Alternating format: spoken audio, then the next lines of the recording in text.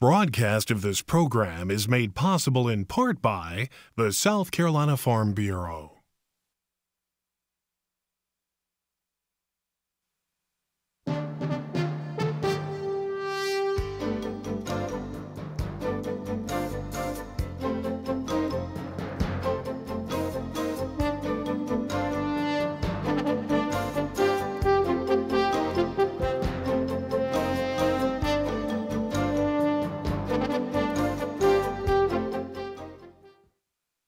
Broadcast of this program is made possible in part by Time Warner Cable.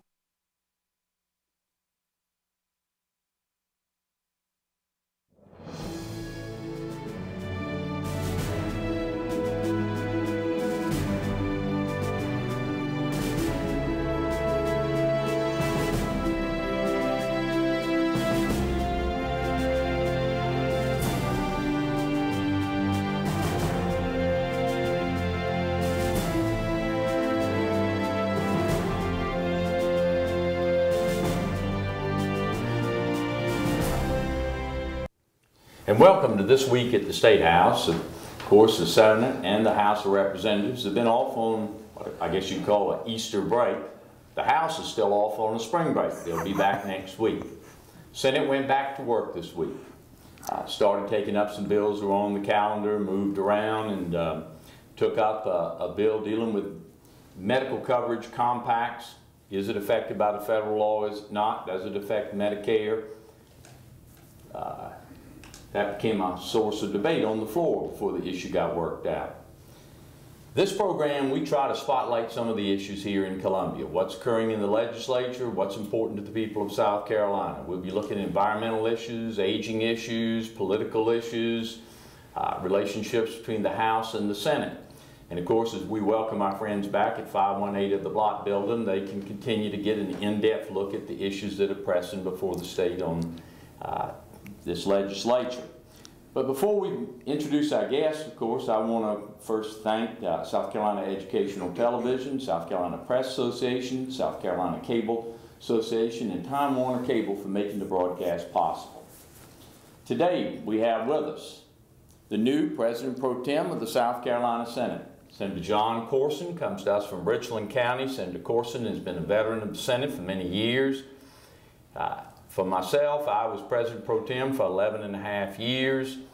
When the constitutional crisis came with the resignation of Lieutenant Governor Ard, the President Pro Tem, under the Constitution, is required to move up to the office of Lieutenant Governor. That created a vacancy in the President Pro Tempore in the South Carolina Senate. Senator Corson was elected by his colleagues from both political parties, and so today I thought we'd take a look at the Constitution, the setup of the South Carolina Senate. What is the President Pro Tempore? What function, what role? Is it institutional? Is it partisan? So that you can understand the person who has to have that position, the responsibilities that they have, and the limitations that they also experience as a result of that office. Senator Corson, it's a pleasure to have you with us on this broadcast. Governor, I am honored to be here. Thank you. Thank you, sir. Let's get right into it. You have been elected to President Pro Tempore of the South Carolina Senate. Now, isn't it correct that you got votes from both sides of the aisle when you ran for office? Governor, that is correct. The position is institutional. It's not a partisan position. But before we go there, when you called me on March the 9th to tell me your decision to move up to Lieutenant Governor, to fulfill your oath you took as President Pro Tempore of the South Carolina Senate, which mandates if the office is vacated, the Lieutenant Governor's office is vacated, the President Pro Tempore becomes Lieutenant Governor. You didn't want to do it. You are a product of the Senate. People have come to you over the years to ask you to run for governor, for Congress, the United States Senate, and you turned it all down. And you wrestled with this one because this was something that you did not want to do, but you did it. And I've known you for almost 4 decades, and I've never been proud of you for doing something that you didn't want to do because it was your duty. Thank you, sir. I appreciate that. Yes, sir. I appreciate that. Let me ask you, the viewers, they hear the word President Pro Tempore. All right, under our constitutional setup, the Lieutenant Governor is the President of the Senate. Correct. So President Pro Tempore, I guess if you translate to Latin, means temporary president. Right. And that's part of you're right, the President Pro Tempore, in the event the Lieutenant Governor, who is the President of the Senate, is not presiding, the President Pro Tempore presides over the Senate or chooses someone from the body to preside. As we talked earlier, it is, again, it's an institutional position. I recall when you were elected 11 years ago, 11 and a half years ago to that position, you and I had extensive conversations about how to do it. And you came to the conclusion, and based on our conversations, that it's an institutional job. The partisan positions are occupied by the majority leader, who is Senator Harvey Peeler from Cherokee, and minority leader, Senator John Land from Clarendon County. Our job is to try to keep the Senate operating.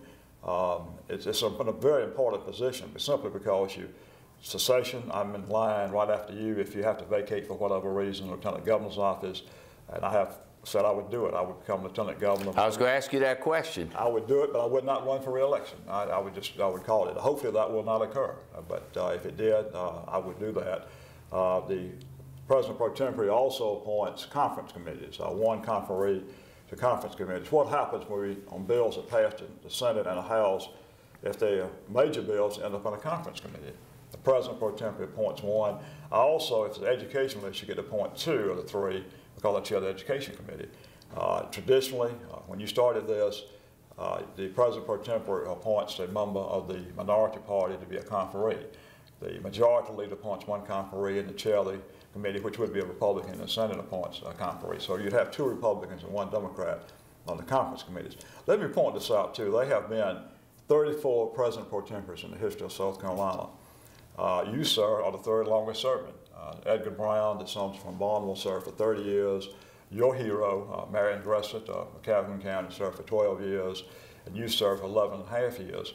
But what you did is the same thing I'm going to do, keep it institutional. You and I are both proteges of Strom Thurmond. We're both involved in his campaigns. I was chair, and you always chaired the Low Country campaigns. And when he was President Pro Tempore of the United States Senate, he operated that is an institutional position, not a partisan position. Well, let's set the stage so the viewers can understand. In the House of Representatives, the Speaker of the House, who presides, is elected by the body. Right. And then he gets to appoint the committees. Right. The Senate is structured differently. The Senate, the members choose what committees to serve on based upon their seniority. So depending on if there are 18 slots on the committee, the first 18 in seniority can take the best committees. Now, given that scenario, the President Pro Tempore does not appoint the committees, so he is not involved in the political decision inside of the committees. Is that correct? That's correct. That is correct. And I want them to understand, because of the difficulty of the role, because if you, like in the Speaker, can be more persuasive with the committees because obviously he appoints them, and they serve at his will. All right, secondly, these committees have their own internal structure, isn't that correct? That is correct. And then each party controls the slots in the committee based on whether the majority party or the minority party. Excuse me, Governor, you are correct. On the Education Committee, we have 18 members, I think 11 are Republicans, 7 are Democrats, based on the proportional representation in the Senate. What I did with the Educational Committee when I was elected chair of it 8 years ago, I bifurcated the committee. We've got a Higher Education Standing Committee, we've got a K-12 Standing Committee. Also, as you recall, in the early, a few years ago, we used to have all these partisan votes on educational issues in the Senate.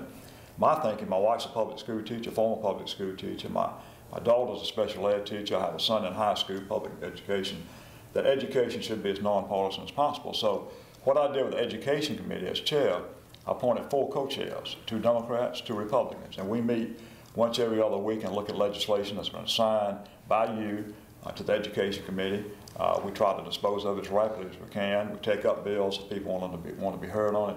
But we've gotten away, I think, on the Senate floor anyway, from a lot of partisan votes on educational issues, so-called gotcha votes. The Democrats have put up stuff and the Republicans have put up stuff just to get people on the record. And I think our educational structure has improved dramatically in the Powell State because of it. Well, now let me take you out to the floor. The bills come out on the floor. As you referenced earlier, you got a majority leader and a minority leader. All right, those are for the 2 political parties. So now you've got on the floor of the Senate 2 political parties who could be divided on the basis of partisan position on an issue, or you can have some on each side, and you can have the majority and the minority on an issue.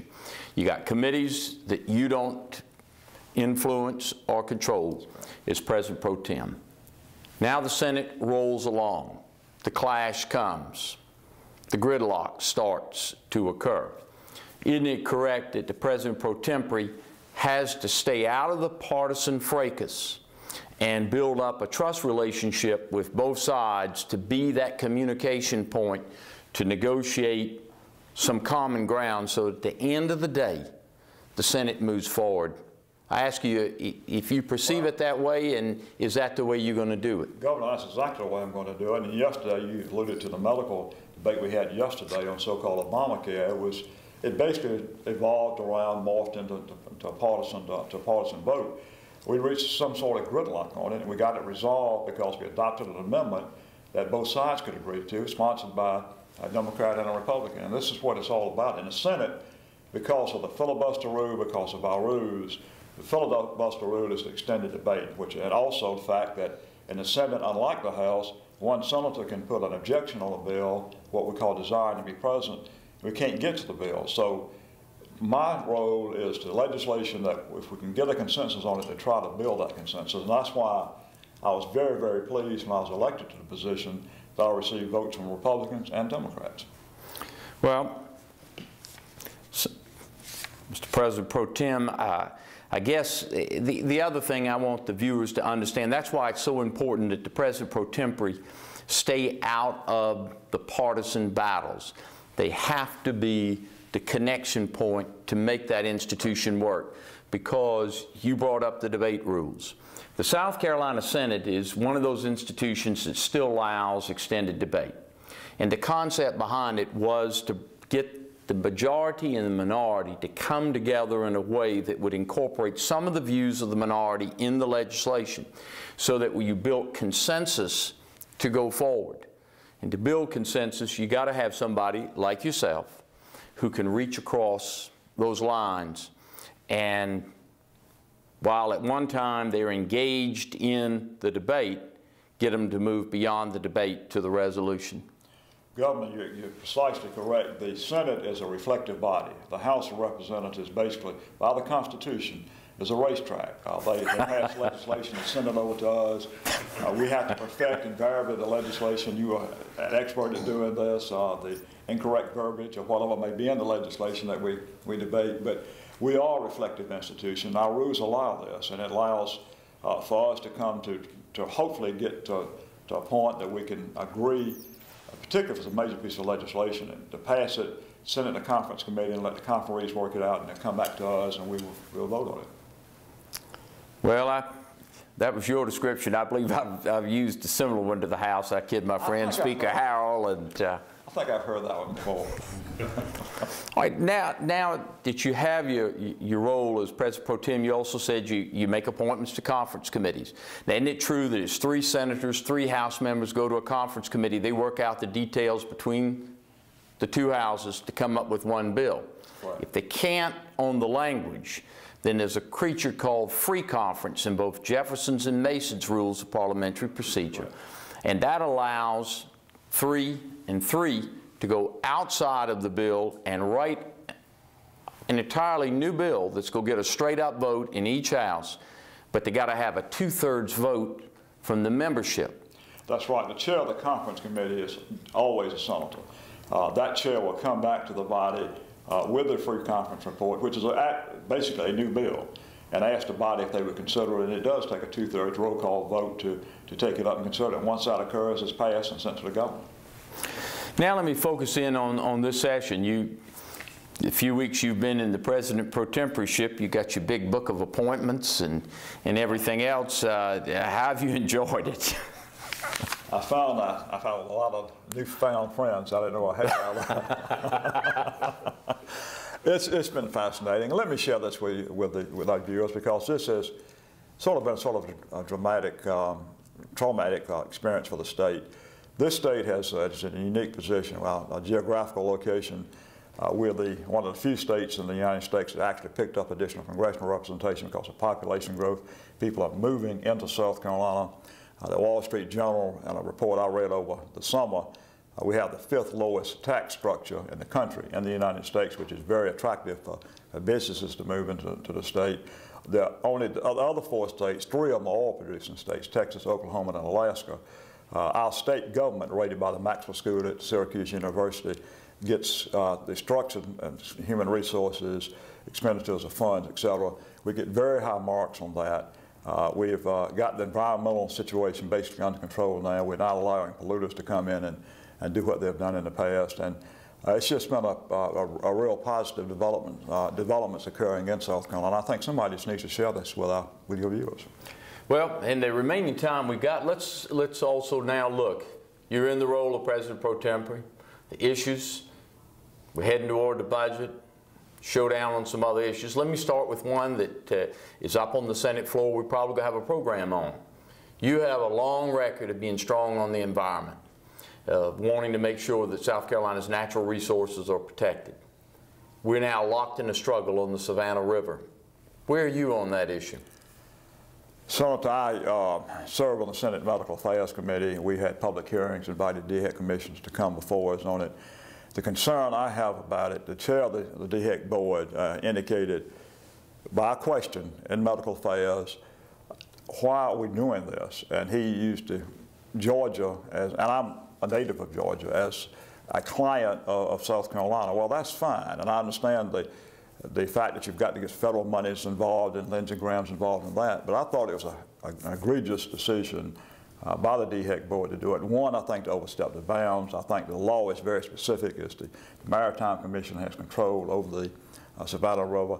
Two, if one looks at it, just looks at it, the Savannah River has one lane. I think one portion of it is 28 miles or 30 miles up the river where the port is. At Charleston Port, it's 2 lanes. You can have vessels going both ways. It just didn't make economic and environmental sense to me. Well, and let me ask you, have you ever heard of putting air bubblers on platforms in a river to try to blow life back into the water after you've killed it off by dredging it? It's amazing to me. That is nonsensical. And the fact that this technology is so new that we're not even sure it's going to work. So, I mean, but anyway, I think that's going to be resolved. It's going to be adjudicated. Of course, the Senate and the House both unanimously passed resolutions in opposition to the DHEC decision. Well, let me ask you another question. Do you think that South Carolina money ought to go to build dikes so they can dump their sludge on the South Carolina side of the river? Senator, I don't think that's, I think the whole idea of what has transpired is inappropriate. The one is basically has precluded any, if this thing goes through, Jasper County, which is right there on the Atlantic Ocean, of having a port in Jasper. It adversely affects the Charleston Port. In conversing with people who are involved in the Charleston Port, they're stunned by the decision. It just made no sense. Well, I think we're going to hear more. Senator Grooms from Berkeley's been pretty active on the floor. I notice he has a resolution. I think this is one that has legs, and regrettably that we're having to deal with it.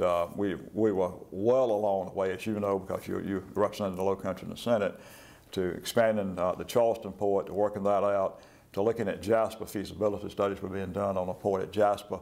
And Georgetown, we've got a problem because they've got too much silt in the water. We're going to have to dredge some of that out. So we need to, with all due respect to Georgia, we need to be looking out for South Carolina.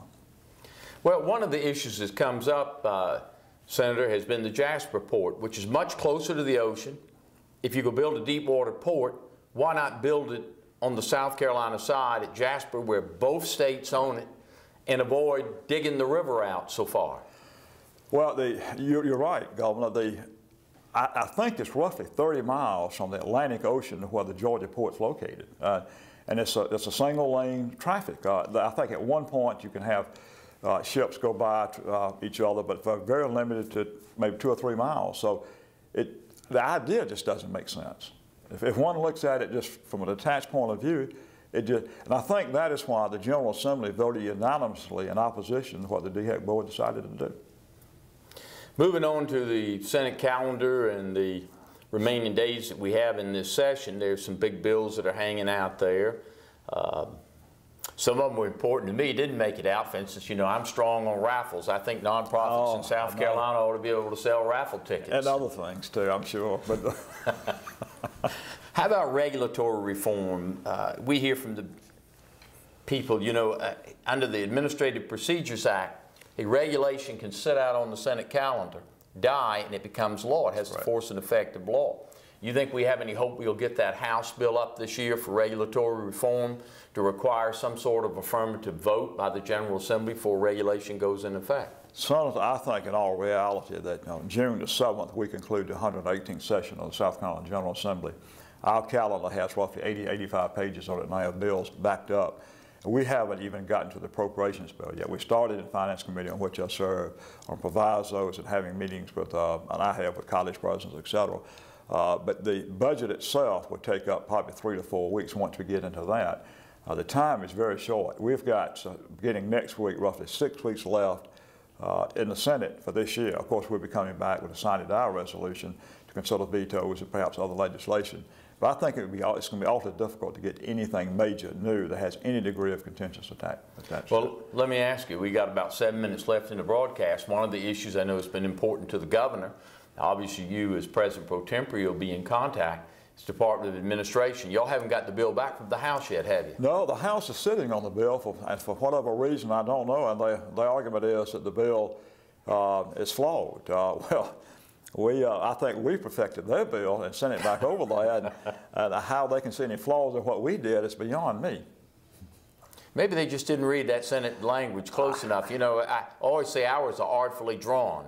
Well, perhaps the verbiage we use is they don't understand. Maybe they need to get a thesaurus and look at it. Maybe the words we use are too big. I don't know. It's been a problem. Your prediction, you think we will get a Department of Administration bill? I do, and I commend the governor on really pushing this because we do need to reform state government, and I think she will be very involved with the House leadership to try to get them to concur with what we did, or if they're going to amend it in a minimal way so we can deal with it in a conference committee. But I do think we will get it. I think we need it. So as President Pro Tempore, what I'm hearing from you is you use your leadership role to try to move the bill if possible. It was the signature issue in the governor's campaign 2 years ago to reform state government, and I think that this is very important to her. It's very important to, actually it's very important to the people of South Carolina because we've got a structure, an administrative structure with a budget and control board that no other state in the country has, and it doesn't make sense. We need to move the state into the 21st century, and I commend the governor on her efforts in trying to do so. Well, let me ask you on an issue you've been real active on. You've been strong about public education. Over the years I've known you in the Senate, you've always been there about the importance of public education, how it affects the economic future, the cultural future, just the quality of life in South Carolina. Recently, y'all took up a charter school bill.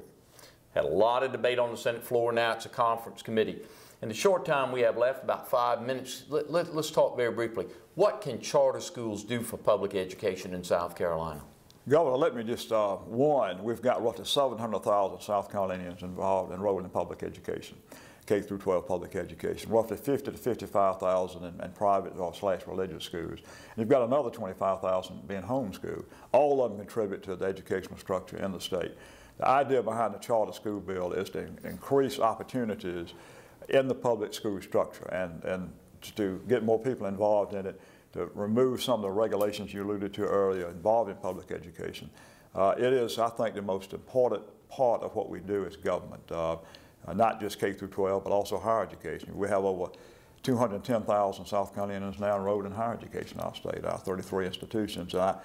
All this meshes. If one looks at economic development, we've had some dramatic improvements. Our number of percentage of South Carolinians who have a baccalaureate degree has increased dramatically, and we're getting very close to the national average.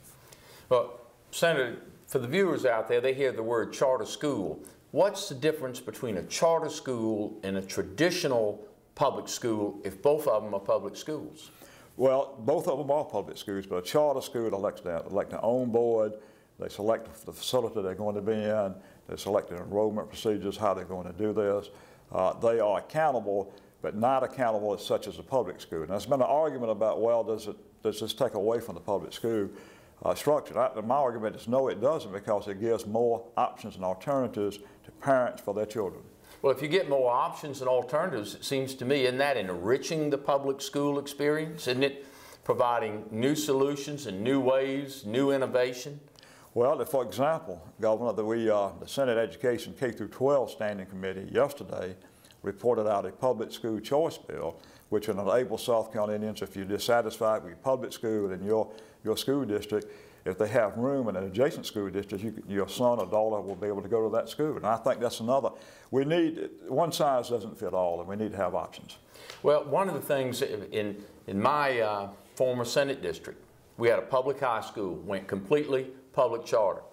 The teachers and the parents essentially run the schools. That's correct. So they now are accountable for making sure discipline's maintained in the school and putting the resources where the children need it, not where somebody down in the central office thinks that it belongs. And I guess that's why I'm asking, because some people think charter schools are private schools, no, but what we're talking about, is innovation, creation, ingenuity. I call it almost exhilarant influence from the people who use the school. Well, you get on there, probably, and this is, I need to look at figures, I haven't seen empirical data on this, probably the parents are more involved in charter schools simply because of what you just talked about. It's a creation for teachers, parents, and students, and outside of any formal structure. So if they're hearing this broadcast, they're seeing this stuff about charter school legislation, it's not about diminishing public education, and I'm not trying to put words in your mouth, but it's so important to me after the Boeing project. We learned out of Boeing how important education is to recruiting for this state and taking us to the next level. And I just want the viewers to understand that what you're talking about is trying to enrich and innovate public education in a way to lift the state forward. Governor, that's exactly correct. And since we are on education, let me just tout our technical college structure. It's the one area of higher education, not the only area, but a major area that we've been able to export to other states throughout the United States. It is the 206,000 students in higher education. Almost half now are involved in our technical colleges. People are going back because of the Great Recession, learning new job skills, and it's extremely important. The Boeing, what Tri-Tech Technical College is able to provide down there. When industries look at South Carolina, that's one of the things they look at is the technical colleges and what they can provide as far as training their workers. And the technical college structure is invaluable to the Paramount State. Well, Senator, we are in the final moments of this broadcast. I want to personally thank you for being willing to serve as President Pro Tem. The Senate needs your leadership. It needs that bipartisan approach. It needs somebody that wants to bring progress to the state.